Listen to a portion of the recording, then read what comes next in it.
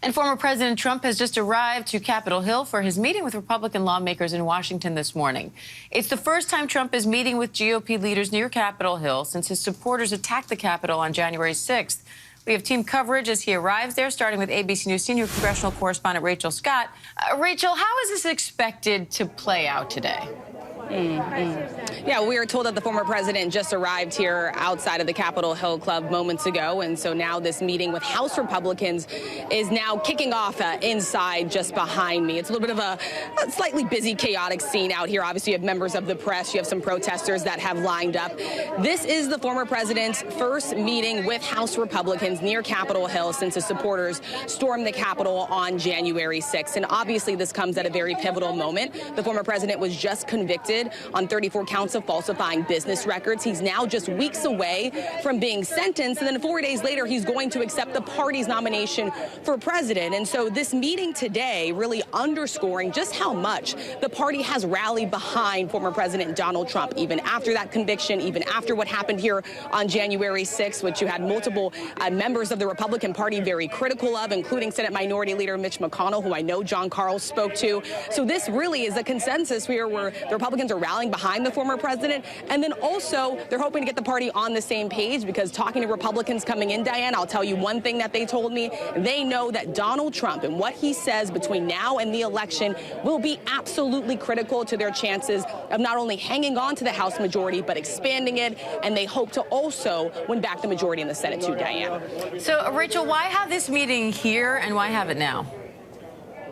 Yeah.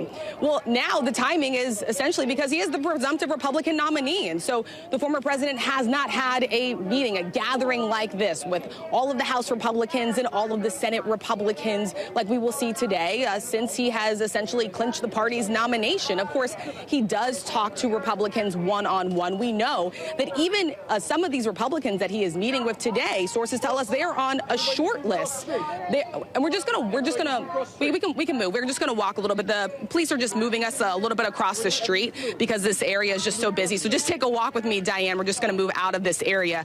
But what I was saying is that a lot of these Republicans are on the short list to be a possible vice presidential running mate for the former president, including Senator J.D. Vance, including Republican Congressman Byron Donalds, who we just saw walk into that meeting today.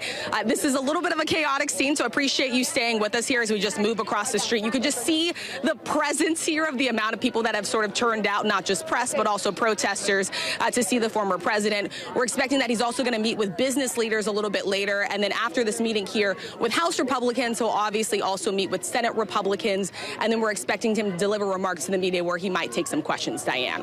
All right, our senior congressional correspondent, Rachel Scott. Rachel, doing it like a pro. Thanks for that. She can cross the street, direct traffic, and report the news all at the same time.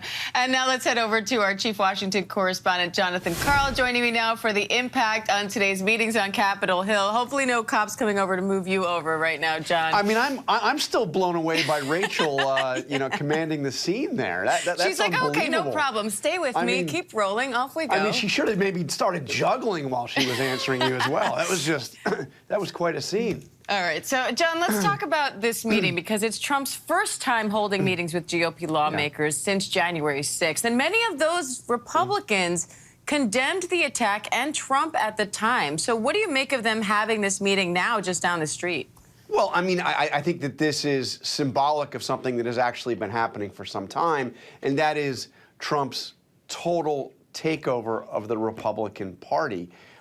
He is here. He is going to be greeted like a hero there at that first meeting, which will be with the House Republicans. Most of the 10 House Republicans who voted to impeach him, as you recall, just a week after the January 6th attack on the Capitol, are gone. There's no more Liz Cheney. There's no more Adam Kinzinger. There's no more Peter Meyer. There's no more Tom Rice. All of those guys and men and women who voted to impeach him, not all of them, but all of those that took a high-profile stance, either got defeated in Republican primaries because Trump targeted them, or saw that they were going to get defeated in Republican primaries and decided to bow out of Congress. So here he is.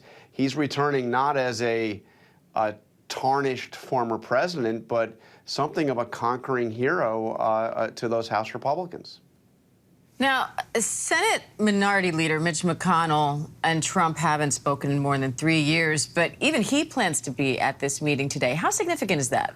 Yeah, that's going to be the second meeting with the Senate Republicans. He's got these extraordinary 2 meetings, and it's going to be virtually every Republican in Congress, not all, but virtually all. On the Senate side, Mitch McConnell has confirmed he will be at the meeting.